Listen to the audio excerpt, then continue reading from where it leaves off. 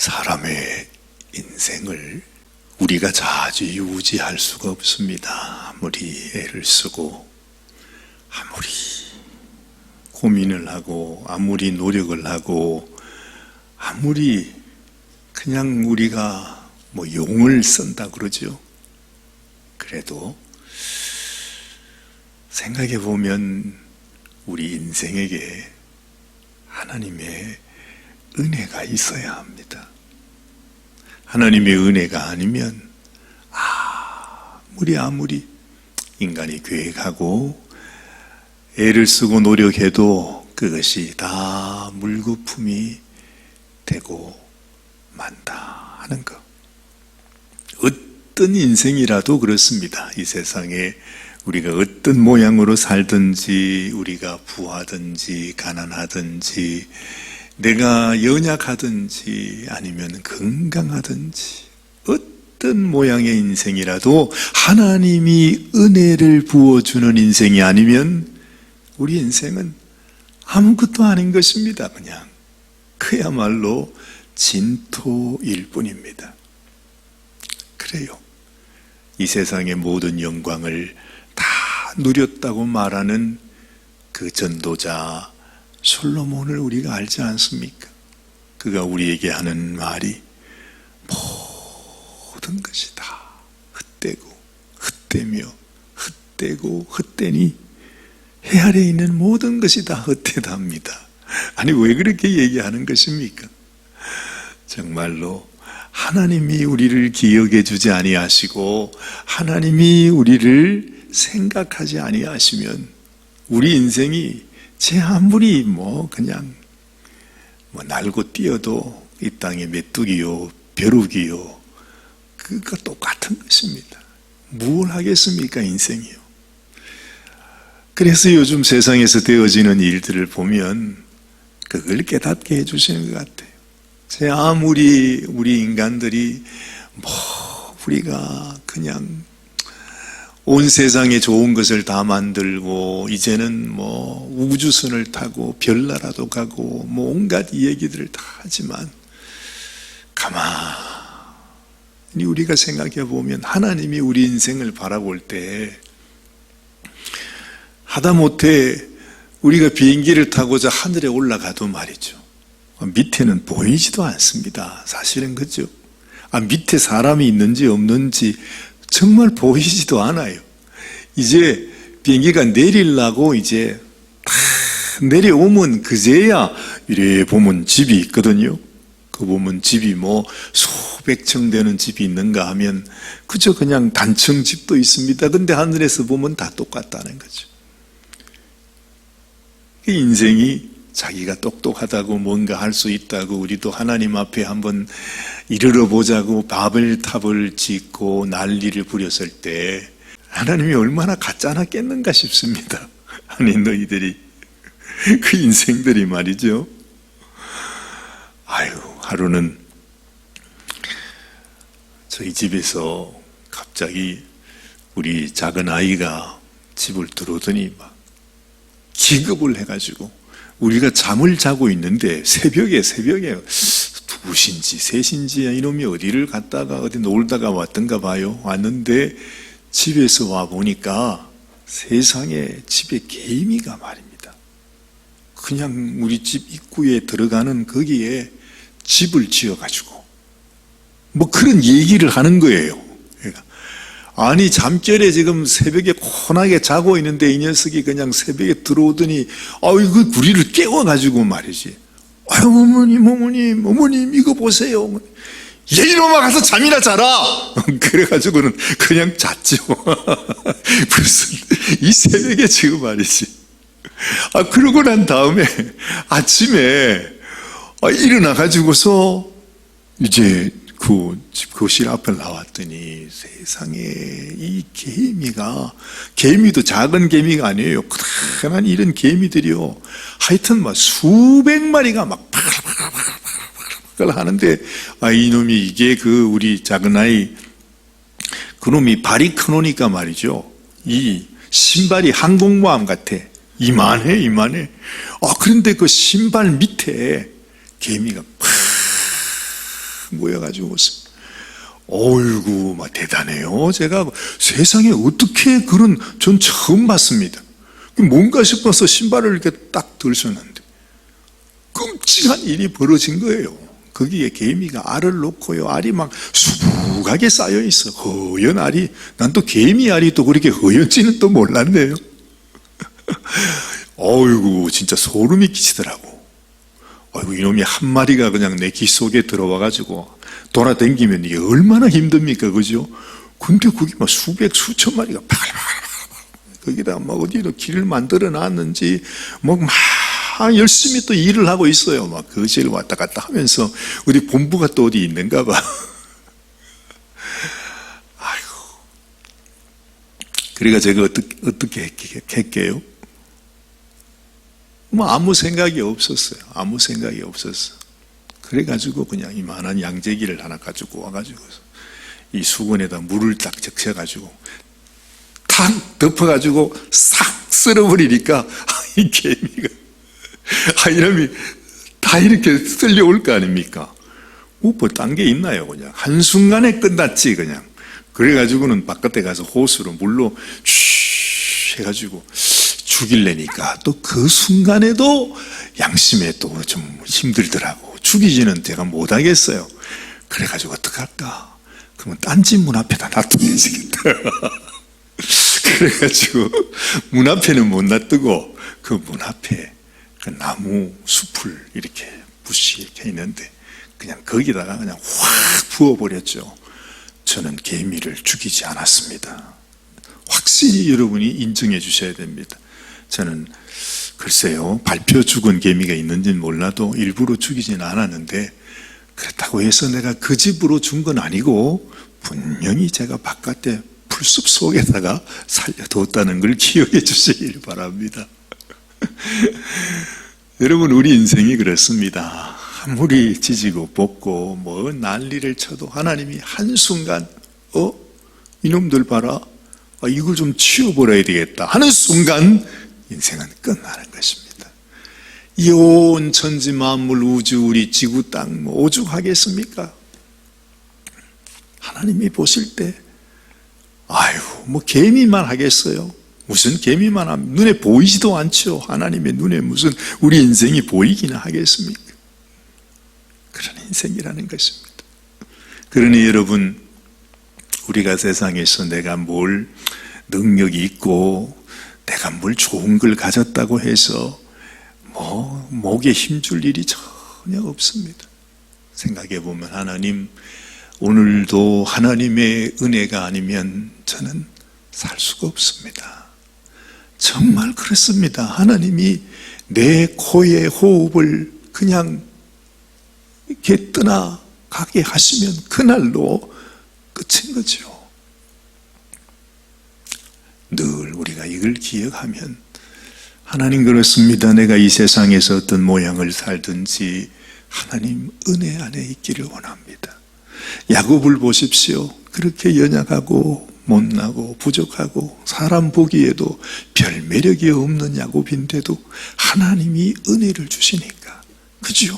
어쨌든 그 야곱이 광야에서 돌베개 하고 잠잘 때에 하나님이 그에게 나타나셔서 내가 너를 기억한다. 내가 너와 함께 하겠다. 네가 어디로 가든지 내가 너를 지켜주겠다. 내가 너를 네 아비의 땅으로 다시 돌아오게 하겠다. 하나님이 은혜를 주시잖아요. 참 그게 소중한 것입니다. 에서가 사실은 자기 아버지의 모든 좋은 것, 모든 재산까지 다 가지고, 정말 좋은 거는 에서가 다 가졌어요. 그런데 에서에게는 하나님의 은혜가 없었어요. 아니, 에서의 마음속에 하나님의 은혜가 얼마나 소중하다 하는 그 마음, 그 자각이 없었다는 거죠. 하나님의 은혜가 있든지 없든지 그게 중요한 게 아니고 내가 이 세상에서 잘 사는 것, 에서에게는 아마 그것이 더 중요한 관심사였을 것입니다. 그런데 야곱은 항상 하나님의 은혜가 없이는 내가 살 수가 없습니다. 나에게 장자의 명분을 허락하여 주십시오. 하나님, 나를 기억하여 주십시오. 나 같은 인생이 있다는 것 하나님께서 기억하여 주시고 나에게도 복을 주, 부스러기 복이라도 좋으니 그저 하나님 나에게도 복을 주옵소서. 그랬더니 어찌했든 간에 여러분, 그 에서에게 약속이 되어 있던 그 장자의 명분, 장자의 축복이 야곱에게로 흘러옵니다. 그러면서 어찌되었든 지금 야곱도 정말로 말할 수 없는 고생하는 가운데 있지만, 그러나 사실은 하나님이 야곱에게 약속하신 약속의 말씀이 지금도 이루어지고 있는 것입니다. 그 여인들의 시기와 질투 속에서 그냥 하여튼 말할 수 없는, 어찌 보면 인생을 살아가면서 제일 힘들고 어렵고 정말로 힘든 것이 이런 상황입니다. 세상에 아니 부인 한 명이 있어도 모시기가 그렇게 힘든데 4명이나 있으면 여러분 그게 감당이 되겠습니까? 정말 상상이 되지 않아요. 근데 이 야곱이 그래도 어찌됐든 간에 이 모든 것이 하나님이 주시는 축복이라고 생각했을 것이고, 어쨌든 내가 사기를 당했든 어찌했든 간에 참 기가 막힌 일을 당해도 이 모든 것이 하나님이 허락하시고 하나님의 은혜라, 아마 그렇게 생각을 했을 거예요. 뭐 더 이상 다른 방도가 없지 않습니까? 우리도 어떨 때는 아이고 하나님 은혜는 뭐가 되라, 뭐 다른 할 말이 없으니까 하나님의 은혜입니다. 우리가 말은 그렇게 하지만 뭐 우리 마음속에 또 궁지렁 아이고 하나님 앞에 원망하고 불평할 때가 많잖아요. 근데 그게 은혜라는 것입니다. 여러분, 야곱이 무슨 큰 축복을 받아서 놀라운 하나님의 뭐 좋은 것을 받아서 지금 야곱이 축복의 사람이 아니라 지금 이 정말 죽기보다 더 힘든 이런 상황 속에 살아가는 이 삶 자체가 알고 보니까 이 모든 것이 다 하나님이 부어주시는 하나님의 계획과 하나님의 축복과 하나님의 은혜 가운데 이루어지는 그 현장 그 자체였다고 하는 거죠.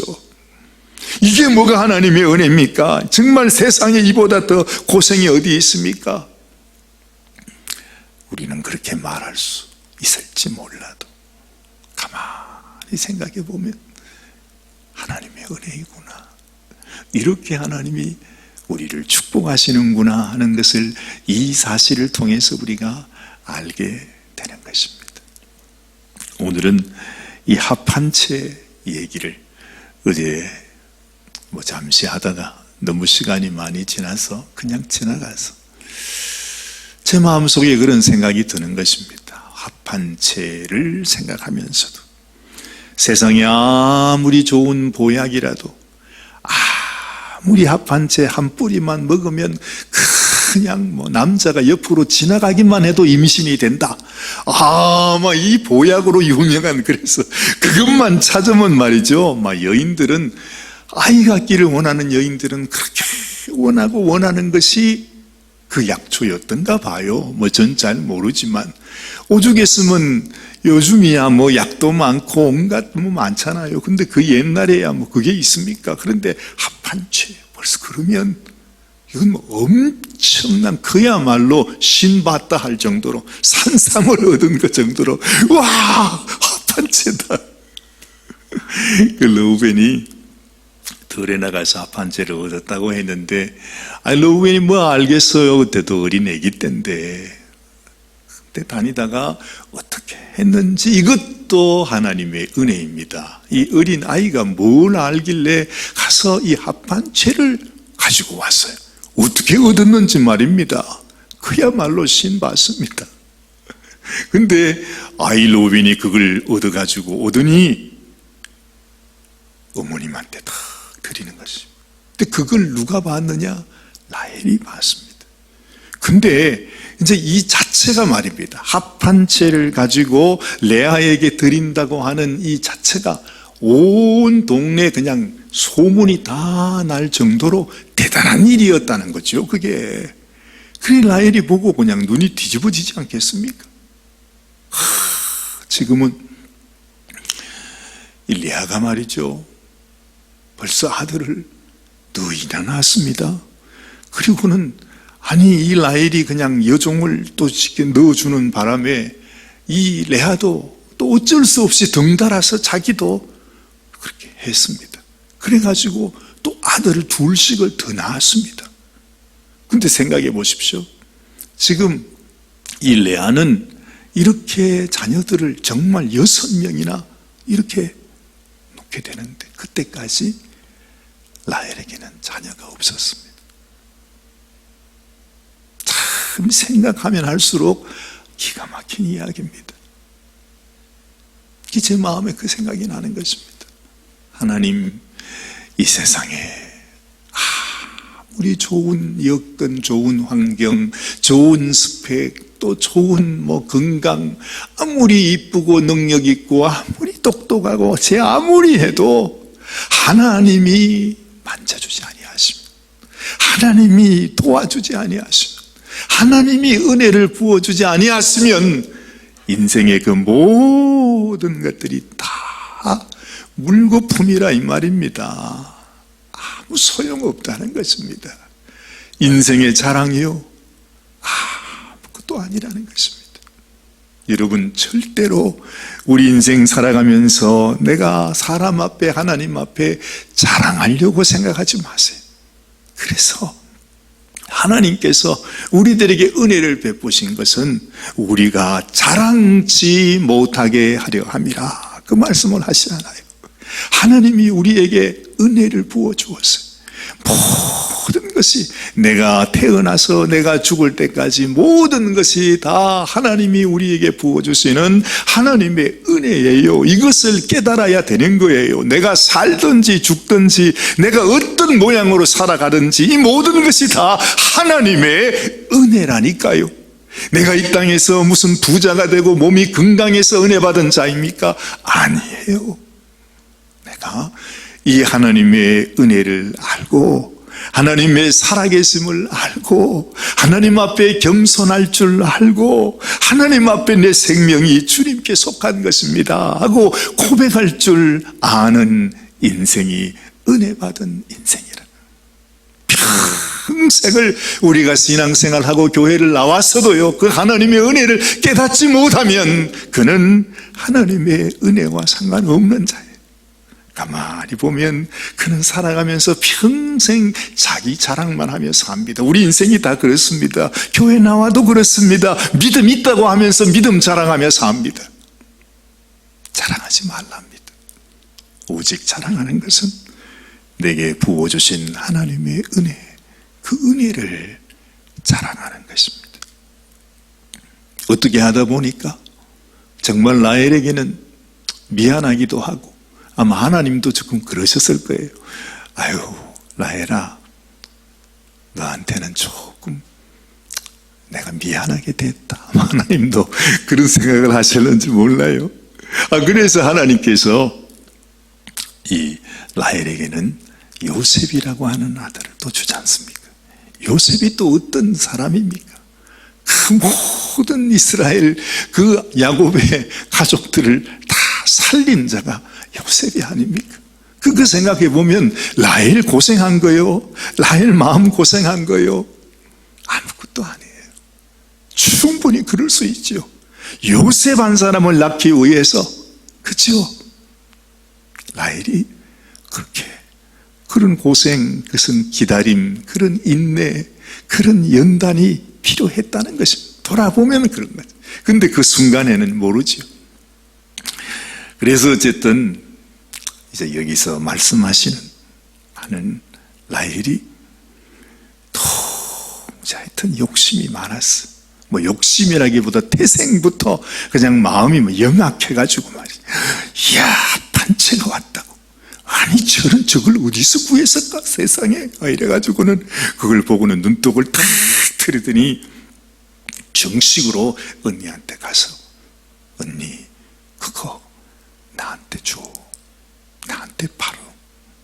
그랬더니 레아가 또 가만히 있냐요. 네가 내 남편까지 빼앗아 가더니, 사실은 그 말도 좀 문제가 있는 얘기지만은 어쨌든 남편의 마음을 이 라헬이 다 빼앗아 갔잖아요. 아들을 6을 낳았는데도 아이고 남편이 자기에게 마음을 주지 않고 여전히 온전히 라헬만 생각하니까 이 레아의 마음은 얼마나 정말 어렵고 힘들었겠는가 하는 것입니다. 그러더니 네가 합한 채까지 빼앗아가려 하느냐. 그러면서 결국에는 합한 채를 주고, 그 당시에는 이제 비라를 통해서 이 라헬의 집에 어린 아기가 있으니까 이제 야곱이 이제 라헬과 함께 지냈던 모양입니다. 그러니 이제 그 야곱이 레아의 집으로 올 일이 없잖아요. 그래서 이 레아가 네가 이걸 가져가고, 아니 라헬이 먼저 그 얘기를 하죠. 내 남편 당신 집에 보내줄게. 그런데 세상에 합한 채를 가지고 간 라헬에게는 아무 소식이 없고, 그 밤에 합한 채 주고 남편을 줬더니 세상에 남편이 잠시 들르는데 어이구 그때 자기의 태가 끊겼다고 생각을 했는데, 아니 또 거기서 아들을 주신 거예요. 거기다 아들을 또 둘이나 또 주네요.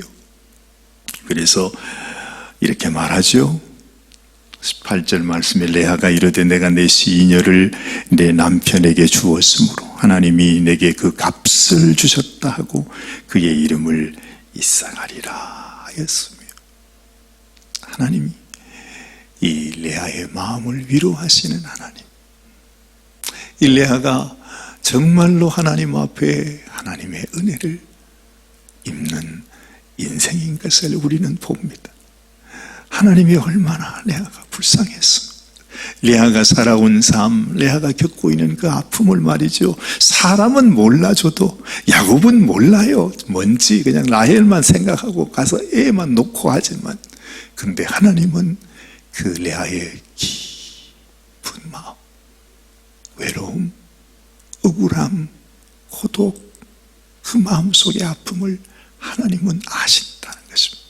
그러면서 레아의 마음을 위로해 주시고, 레아를 축복해 주시고, 레아에게 또 복을 주시고, 또 은혜를 부어 주셔서 하여튼 레아의 마음을 아주 그냥 정말로 이 세상에 그 어떤 것보다도 더 귀한 축복으로 하나님께서 부어 주십니다.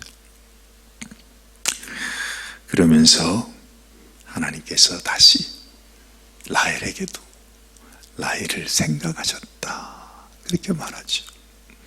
하나님이 우리에게 환난과 시련을 주실 때에 우리가 미워서 그런 거 아닙니다.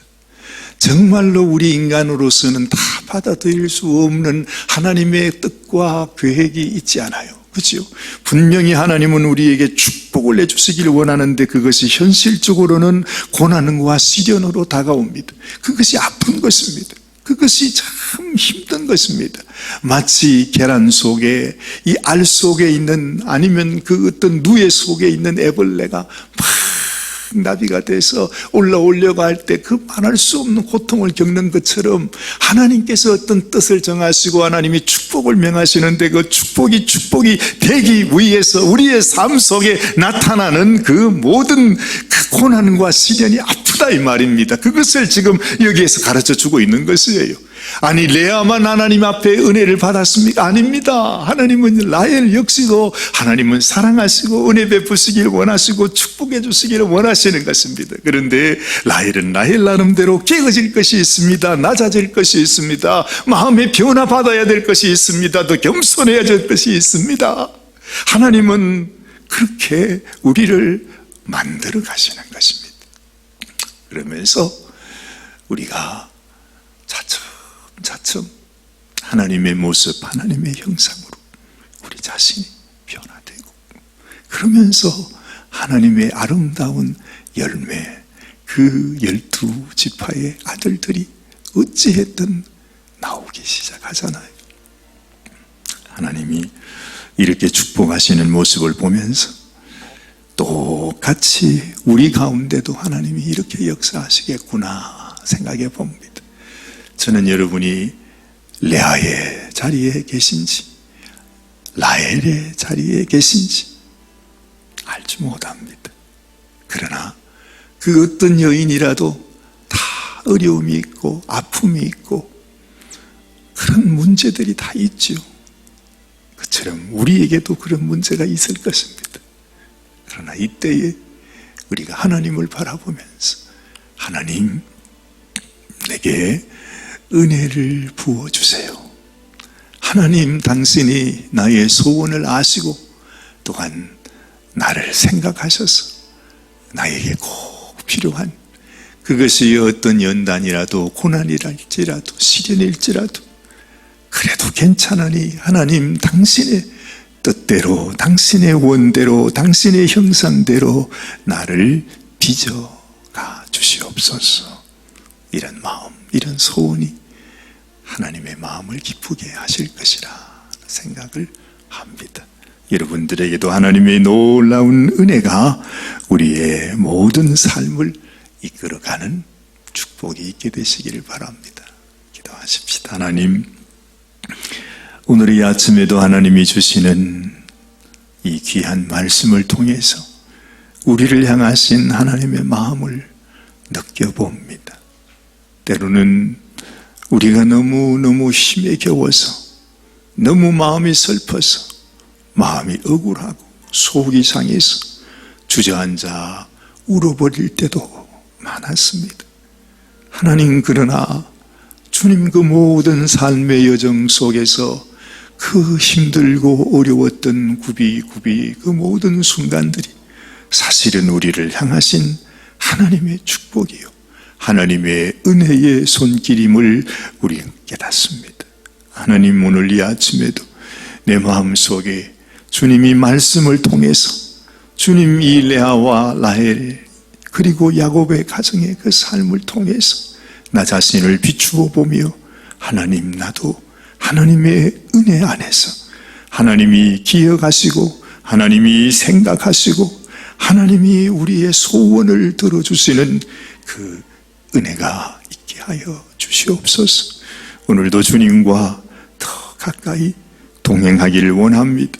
주의 음성 들으며 주의 말씀 순종하며 믿음으로 살아가는 인생이 되기를 원합니다. 야곱이 살아갔던 것처럼 우리도 주님, 이 험한 세상 속에서 하나님을 잊지 아니하고 이 모든 것이 하나님의 은혜입니다 고백하며 감사하며 살아가는 저희들이 되게 하여 주시옵소서. 우리 주님 예수님의 귀하신 이름 의지하여 간절히 기도드리옵나이다. 아멘, 아멘. 오늘도 주님과 동행하는 좋은 복된 날이 되시기를 바랍니다.